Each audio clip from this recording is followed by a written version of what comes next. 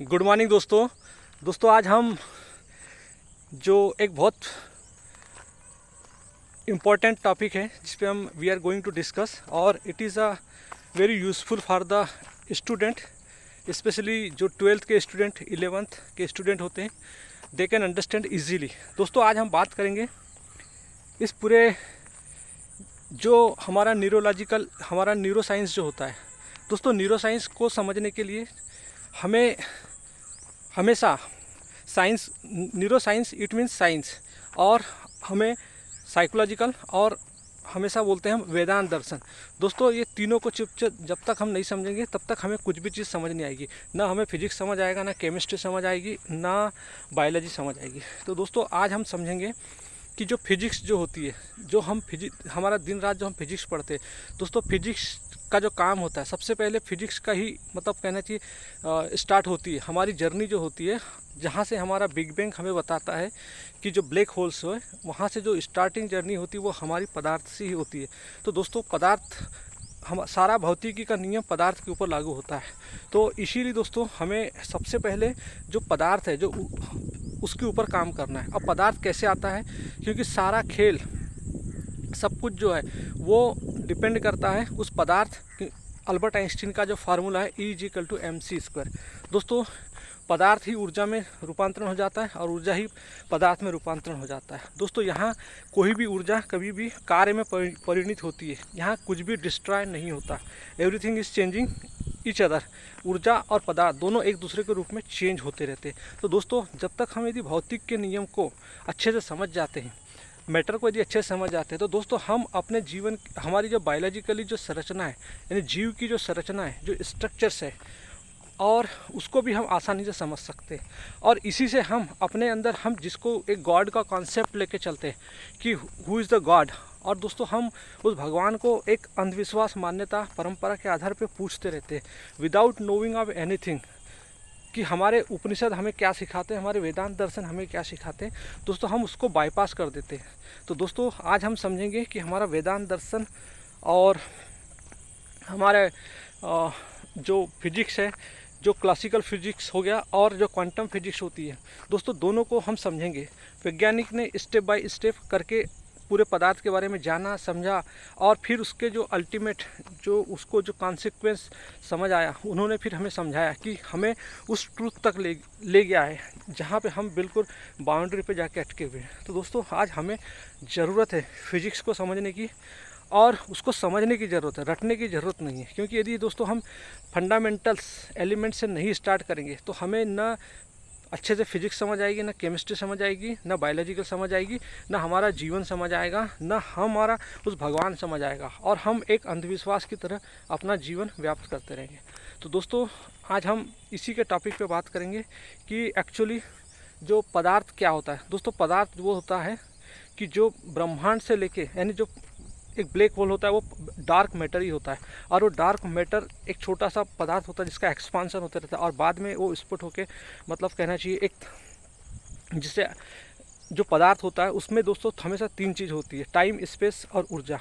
और वो time, space, ऊर्जा जो उस पदार्थ के लिए होता है, क्योंकि पदार्थ की परिभाषा ही होती है द्रव्यमान, और उसका यानी उसमें द्रव्यमान होता है, और उसका कहना चाहिए स्पेस होता है, और एक टाइम बीइंग होता है कि वो कितने, इन तीन चीज़ों के आधार पर हम पदार्थ को डिफाइन करते हैं। तो दोस्तों इसी पदार्थ से हमारे पास आता है ये ब्रह्मांड, ब्रह्मांड से ब्लैक होल, ब्लैक होल से पदार्थ, और पदार्थ के अंदर होते हैं अणु, परमाणु, अणु होते हैं, और उसके अंदर भी परमाणु होते हैं, और परमाणु के अंदर इलेक्ट्रॉन, प्रोटॉन, न्यूट्रॉन्स होता है। तो दोस्तों वो डार्क एनर्जी में इलेक्ट्रॉन, प्रोटॉन, न्यूट्रॉन्स है।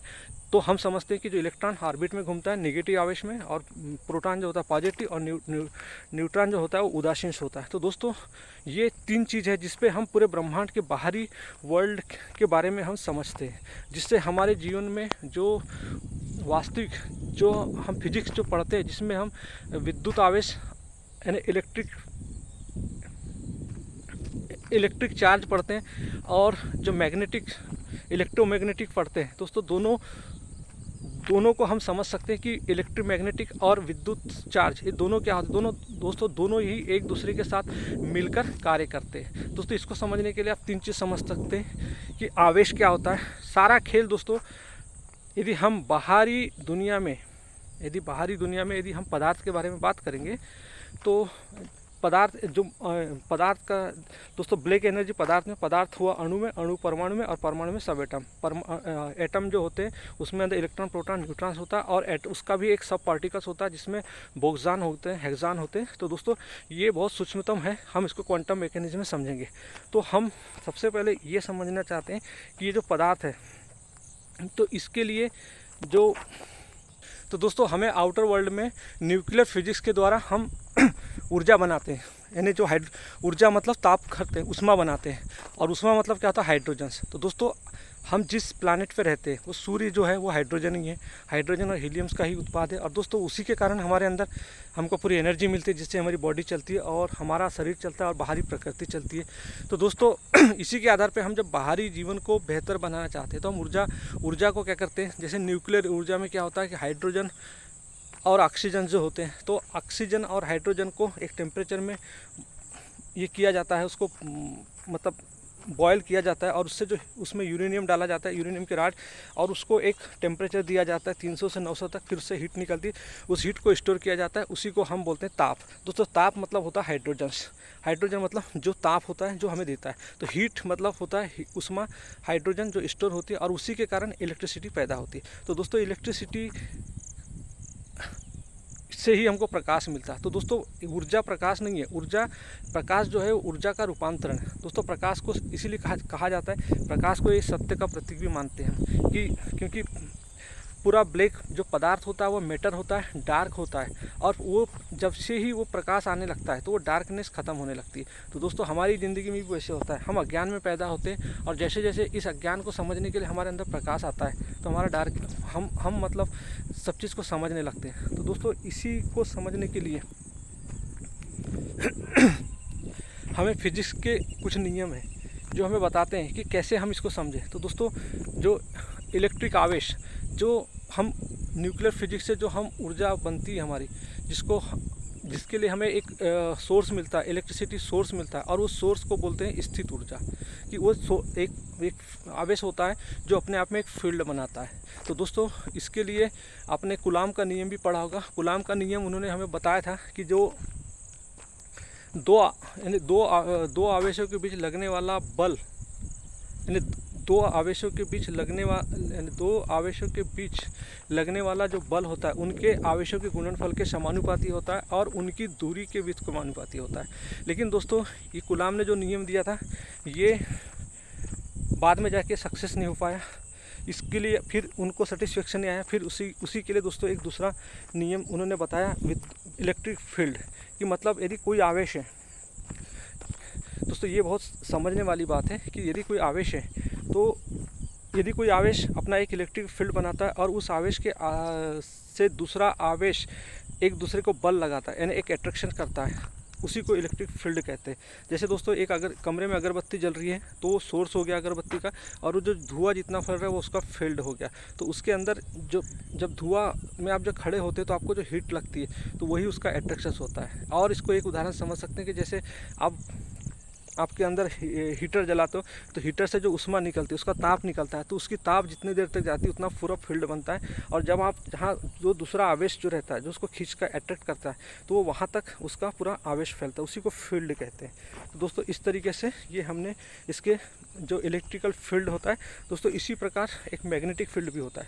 लेकिन दोस्तों ये इलेक्ट्रिकल फील्ड और मैग्नेटिक फील्ड जो होता है ये दोनों अदृश्य होते हैं, लेकिन दोनों एक दूसरे के साथ चलते हैं, और दोनों एक दूसरे को मतलब एक तो ये दोनों मतलब स्थिर भी होते हैं, फिर गति भी करते हैं, और फिर गति करते और फिर वो उसको एक दूसरे में फिर चेंज होने लगते हैं, और उसी से दोस्तों इलेक्ट्रोमैग्नेटिक वेव्स बनती है। और वो इलेक्ट्रोमैग्नेटिक वेव्स ही हमें मतलब सब चीज़ को समझने के लिए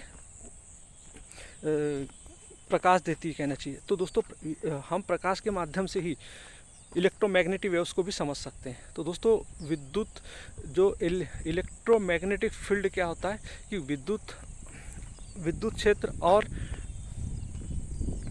मैग्नेटिक फील्ड दोनों एक दूसरे कार्य करते हैं, और इन्हीं से जो ऊर्जा होती है वो अंतरिक्ष और पदार्थ के रूप में प्रकट होती है। तो दोस्तों इन दोनों का एक साथ चलते हैं, अदृश्य शक्ति है, अदृश्य ऊर्जाएं हैं जो एक साथ चलती है, जिनके कारण ही कहना चाहिए यानी जो ऊर्जा होती है वो अंतरिक्ष और पदार्थ के रूप में प्रकट होती है और हमें उसी को बोलते हैं इलेक्ट्रोमैग्नेटिक फील्ड। तो दोस्तों ये इलेक्ट्रोमैग्नेटिक फील्ड जो होता है इसी के आधार पे हम सब कार्य करते हैं। तो दोस्तों यहाँ समझने वाली बात है कि जो ऊर्जा है, ऊर्जा एक्चुअली उस चेतना का प्रतीक है। इसीलिए दोस्तों हमारा वेदांत हमें समझाता है कि ऊर्जा का ही एक स्वरूप है चेतना, कहना चाहिए। क्योंकि जो डार्क एनर्जी है उसको जो कुछ भी प्रकाश मिला हमें समझने के लिए दोस्तों वो एक चेतना से ही मिला, यानी वो चेतना इस ब्रह्मांड में व्याप्त है जो हमें दिखाई नहीं देती, जिसको हम जैसे हमारे अंदर ये जो पदार्थ से जो ऊर्जा निकलती है और जो मैग्नेटिक फील्ड वाली जो ये निकलती है ये अदृश्य होती है, हमें दिखाई नहीं देती, परंतु दोस्तों इसी के कारण सब कुछ होता है। तो वो सत्य भी एक निर्गुण निराकार है, अव्यक्त फॉर्म में है, जिसकी अभिव्यक्ति ऊर्जा के रूप में हुई है, शक्ति के रूप में हुई है। तो दोस्तों उसी को हम शक्ति देवी सब कुछ मान लेते हैं, लेकिन दोस्तों ऊर्जा ही हमारे लिए जीवन का उद्देश्य है। तो दोस्तों ऊर्जा मतलब होता है, इसी ऊर्जा से दोस्तों हम बाहरी जीवन में, बाहरी संसार में अपने जीवन को समझते हैं कि मतलब जो पदार्थ होता है, पदार्थ तो ऊर्जा कैसे काम करती है।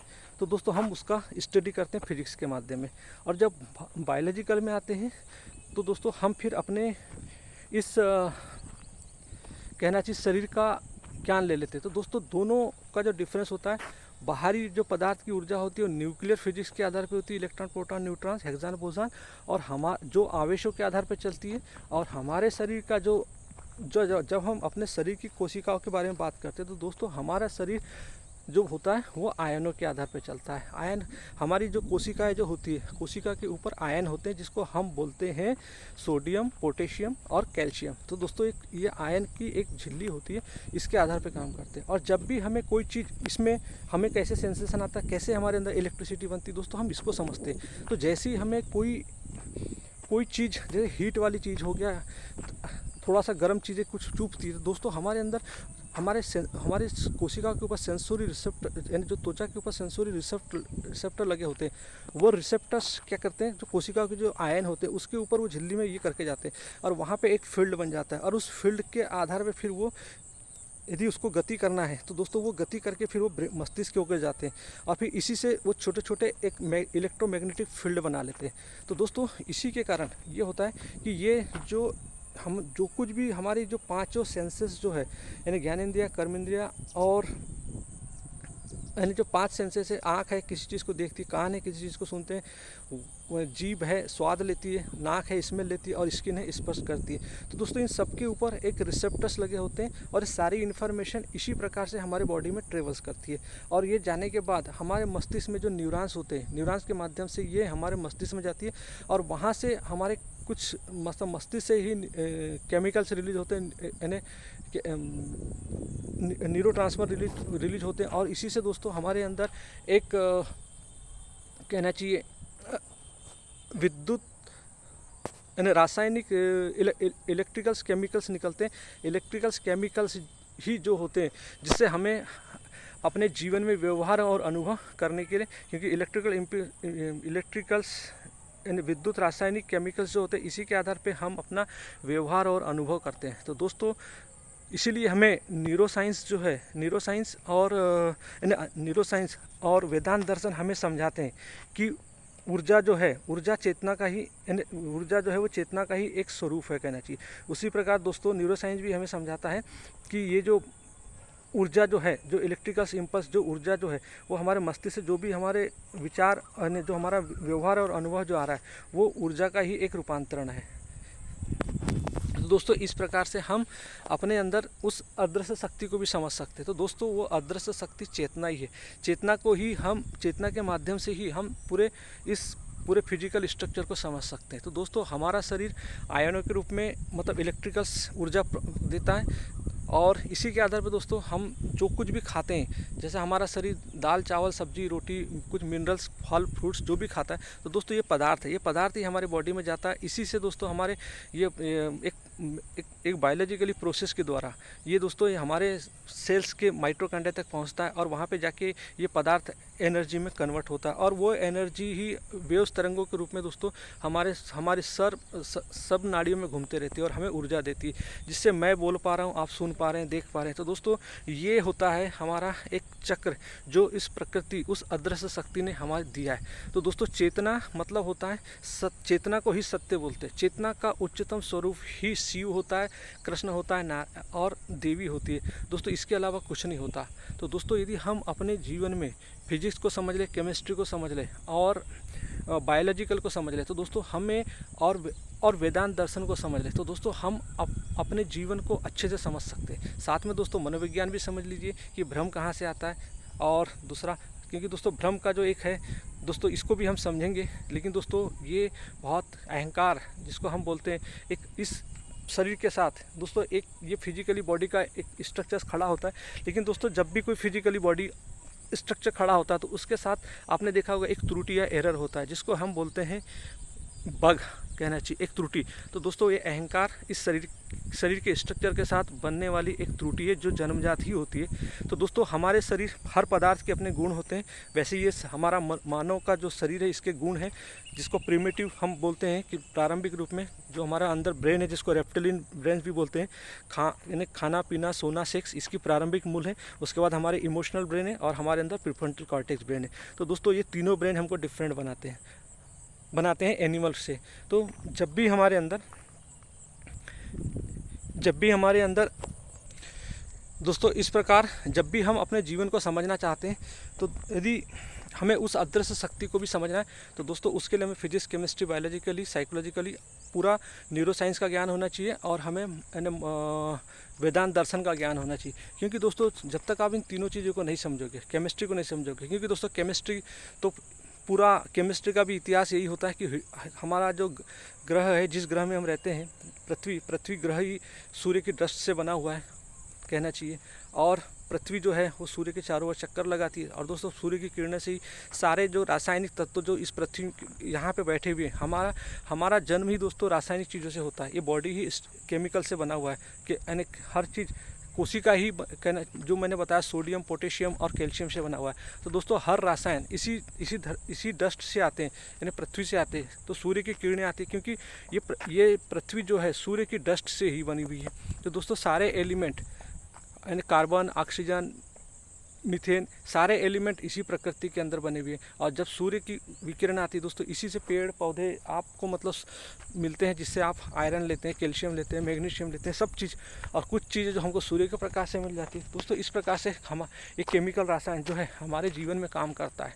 तो दोस्तों हमारा जीवन जिसको हम रात दिन दोस्तों हम जिसको पूजा करते हैं, तो हमारे अंदर ये जो एरर, जो झुन्नू लाल होता है, जिसको हम अहंकार कहते हैं। तो अहंकार कुछ नहीं दोस्तों, एक एरर है, बग है, एक त्रुटि है, जो शरीर के मैकेनिकल एरर है, जो कहना चाहिए शरीर में विद्यमान है। लेकिन दोस्तों इसके साथ विडंबना ये है कि जो हमारा हर पदार्थ का जो अपना प्रॉपर्टीज होता है, तो हर पदार्थ के जो गुण होते हैं उसी के आधार पे दोस्तों हमारा खाना पीना सोना सेक्स, हमारे सब चीज़ प्रक्रिया होती है। लेकिन ये अहंकार सबके साथ जुड़ के अपने आप को अभिव्यक्त करता है। तो दोस्तों अहंकार कुछ नहीं है, लेकिन अहंकार अपने आप को बोलता है कि मैं हूँ। एक एरर है, एक त्रुटि है, जो हम है, हमारा जो अस्तित्व, बॉडी पूरा इटसेल्फ काम करती है, लेकिन अहंकार बोलता है मैं हूँ, अलग हूँ, स्वतंत्र हूँ, और उसका पैदा ही अपूर्णता में होता है, क्योंकि उसको कुछ चीज़ चाहिए। तो दोस्तों वो उसी चाहिए के चक्कर में वो हमेशा हमारे मेंटल स्टेट को डिस्टर्ब करके रखता है। और दोस्तों हमारे मन में ये अहंकार ही अपनी संरचना बना लेता है। जो भी इंद्रियाँ अपनी इन्फॉर्मेशन लेके आती है वो अहंकार के स्ट्रक्चर में चले जाती है, और वो स्ट्रक्चर्स ही जो होता है वो अपना एक मतलब हॉरिजॉन्टल एक्सिस पे अपना मोटापन पाता है, और वो बोलता है कि मैं ही सब कुछ हूँ। और लेकिन दोस्तों वहीं से हमारा दुख स्टार्ट होता है। तो यदि हम फिर जब दुख स्टार्ट होता है तो हम बाहरी जगत में एक ईश्वर की कल्पना कर लेते हैं कि कोई बाहर ईश्वर है, वो आके हमें ठीक कर देगा। तो दोस्तों ईश्वर कहाँ से बाहर हो जाएंगे? आज सारी चेतना आपके अंदर है, प्रकाश आपके अंदर है, स्वयं सारी प्रक्रिया आपके अंदर है स्वयं को समझने के लिए। और आप सोच रहे हो कि मेरा भगवान कहीं बाहर है जो मुझे आके मुझे आके कुछ रिलीफ दे देगा, मेरे दुखों से बंधनों से मुक्ति कर देगा। तो दोस्तों इसीलिए हमारे कवि ऋषियों मुनियों ने कहा, गा गा के समझा, मोको कहाँ ढूंढे रे बंदे मैं तो तोरे पास, पानी में मीन प्यासी मोहे सुन सुन आवे हासी, आत्मज्ञान बिना नर भटके कोई मथुरा कोई पासी। तो दोस्तों we are walking here and there to search the God, but God is existing within us, but we are not searching. So this is the things कि मतलब हम we are going to beyond the real truth, real fact. दोस्तों आज हम अपने बच्चों को ये शिक्षा नहीं दे रहे। दोस्तों आज हम अपने बच्चों को ये वेदांत की शिक्षा नहीं दे रहे, फिजिक्स केमिस्ट्री जिसको हम अविद्या बोलते हैं इसका ज्ञान तो दे रहे, लेकिन वेदांत चेतना की ज्ञान देती है। तो दोस्तों चेतना के बगैर ऊर्जा को नहीं समझ सकते। ऊर्जा का रूपांतरण यानी सत्य, उस सत्य के उस प्रकाश ऊर्जा का ही एक रूप है कहना चाहिए। बगैर प्रकाश के आप ऊर्जा को नहीं देख सकते। दोस्तों अगर डार्कनेस हटाना है, पदार्थ मतलब डार्कनेस, और पदार्थ के ऊपर ये अज्ञान छाया हुआ है, काम क्रोध लोभ मोह मद मात्सर्य अहंकार, इसी को लेकर अपने को अभिव्यक्त करते रहता है। तो दोस्तों यदि हम सिर्फ पदार्थ का ज्ञान लेंगे और चेतना का ज्ञान नहीं आएगा, वेदांत दर्शन का ज्ञान नहीं आएगा, और हम ऐसा करके क्लब करके नहीं पढ़ेंगे, तो हमारे जीवन में कभी भी सुख शांति नहीं आ सकती। तो दोस्तों हमें ज़रूरत है फिजिक्स केमिस्ट्री बायोलॉजी के साथ साथ वेदांत दर्शन को समझने की। दोस्तों वेदांत दर्शन भारत का एक अल्टीमेट फिलॉसफी है, जो हमारे उपनिषद से आती है, जो हमारे भगवत गीता से आती है, और वेदांत दर्शन ही हमारे सारे जितने अंधविश्वास है, पाखंड है, इसको ख़त्म करता है। क्योंकि अहंकार सभी व्यक्ति के अंदर, हम सभी अहंकारी जीव है, क्योंकि अहंकार ही जन्म लेता है दोस्तों। क्योंकि शरीर तो प्रकृति के द्वारा बनाया हुआ एक सुंदर डिजाइन है, क्योंकि हमारा मस्तिष्क में ही सारा क्रिएशंस होता है, पर ये तभी होता है जब अहंकार हट जाए। लेकिन दोस्तों मैकेनिकल एरर ये है कि अहंकार हटता नहीं, क्योंकि वो जैसे आप कोई भी कंप्यूटर बनता है दोस्तों, तो उसके अंदर उसके सॉफ्टवेयर में हमेशा एक एरर आती है, एंटीवायरस डालना ही पड़ता है। तो दोस्तों ये बॉडी में एक एंटीवायरस है।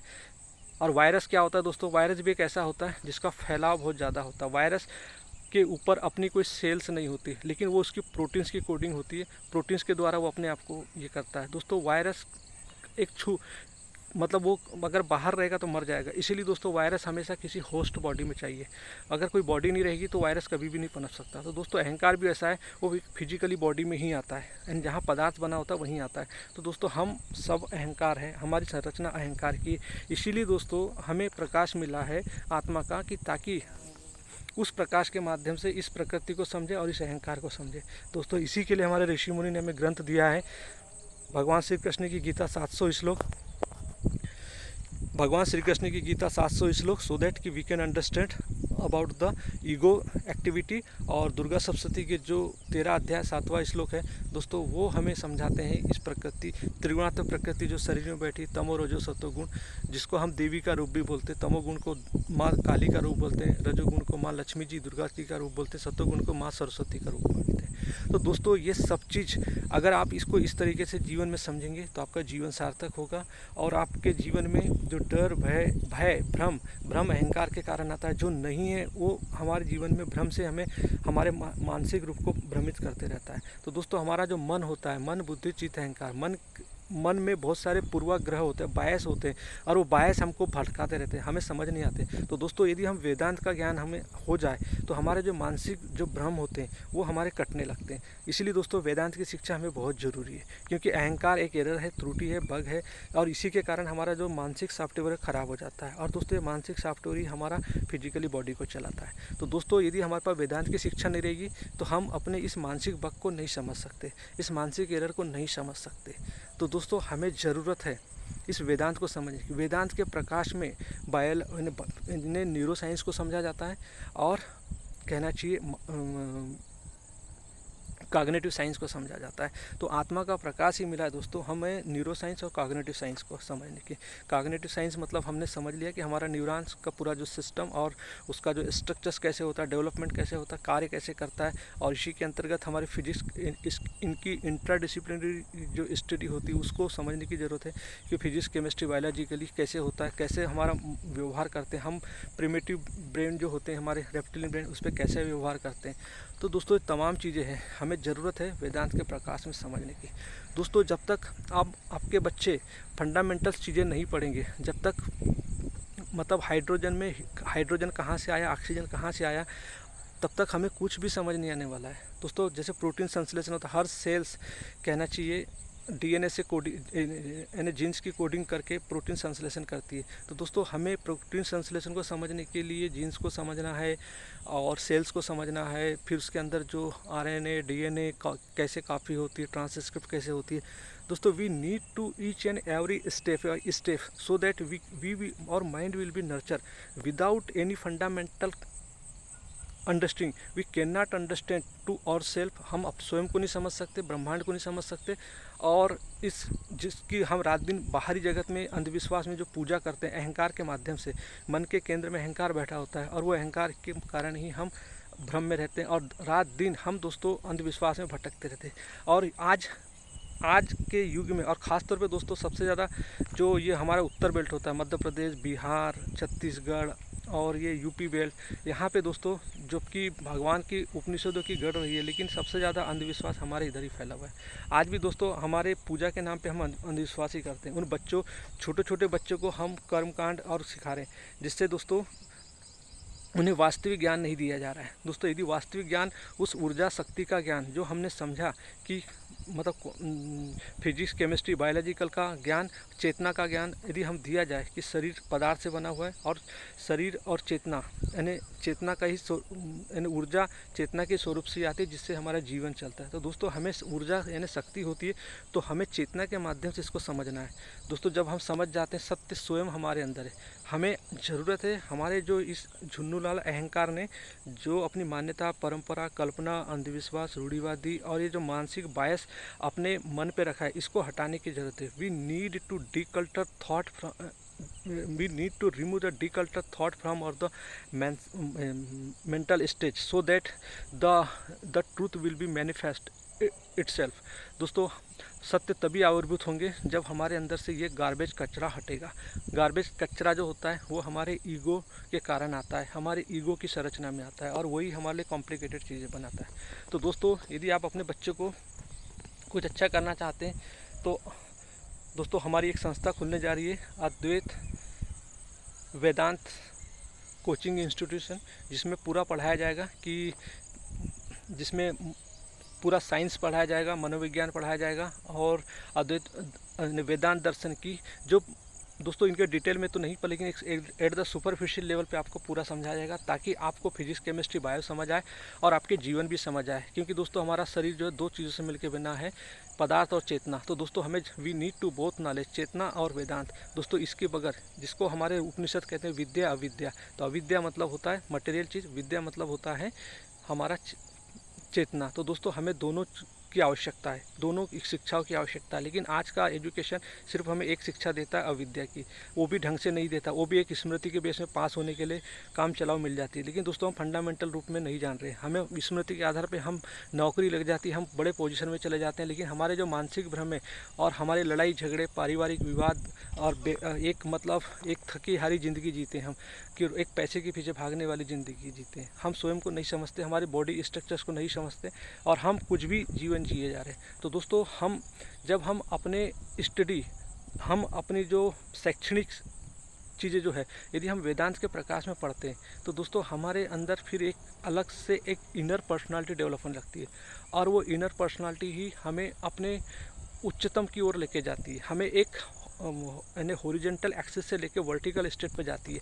और दोस्तों तभी हमारे अंदर फिर मतलब वो जिसको हम ट्रूथ बोलते हैं, रियलिटी बोलते हैं, वो समझ आने लगती है। फिर दोस्तों हम अंधविश्वास में नहीं फंसते, मान्यता परंपरा में नहीं फंस सकते। तो दोस्तों आपके बच्चों को ज़रूरत है मनोविज्ञान की शिक्षा, फिलॉसफी की शिक्षा और फिलॉसफी में अद्वैत वेदांत हाईएस्ट फिलॉसफी। दोस्तों ये हमारे आदि शंकराचार्य द्वारा और स्वामी विवेकानंद जी ने भी इसी का प्रचार किए थे, रमण महर्षि, जिद्दू कृष्णमूर्ति, भगवान श्री कृष्ण, बुद्ध, महावीर स्वामी, ओशो भी इसी को समझाए थे। दोस्तों यानी जितने भी जो फेमस जो फिलासफर्स हुए दोस्तों, उनकी सबकी शिक्षा यही है कि ये जो जीवन है ये ऊर्जा के रूप में चलता है, ऊर्जा और पदार्थ का है। अल्बर्ट आइंस्टीन वैज्ञानिक ने भी दोस्तों हमारे वेदांत दर्शन को समझा कि वेदांत दर्शन ही एक ऐसा दर्शन है जो मनुष्य को सत्य की ओर ले जा सकता है।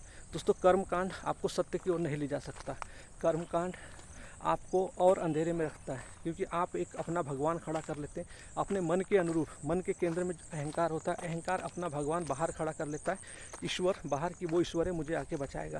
दोस्तों ये कॉन्सेप्ट पूरा गलत है। इस कॉन्सेप्ट पे आपको कुछ भी समझ नहीं आएगा। यदि अपने बच्चे को सही में वास्तविक में आप अच्छा कृष्ण बनाना चाहते हो, राम बनाना चाहते हो, या बुद्ध बनाना चाहते हो, महावीर बनाना चाहते हो, या दोस्तों मीराबाई, आप अपने बच्चे को मीराबाई बनाना चाहते हो, झांसी की रानी बनाना चाहते हो, आप अपने बच्चे को भगत सिंह बनाना चाहते हो, तो दोस्तों आपको ज़रूरत है इन सभी चीज़ों की। चाहे साइंटिस्ट बना लो, चाहे डॉक्टर बना लो, चाहे आप फिलोसोफर बना लो। दोस्तों जब तक आपको फिजिक्स, केमिस्ट्री, बायोलॉजी के लिए, neuro science, cognitive science, philosophy, anthropologist, computer science, दोस्तों जब तक आपको समझ नहीं आएगा, you can not do in your life, you cannot live a successful life. दोस्तों if you want to live the better life, तो you join the Advait Vedant institution. Our institution have brought all the educational which develop the inner personality. If really you are interested to develop your inner personality, we are going to very soon open this institution. So दोस्तों you can join easily and you will learn so many things which is essential for to grow your life and you develop your inner personality. I think दोस्तों, thank you have listened me patiently.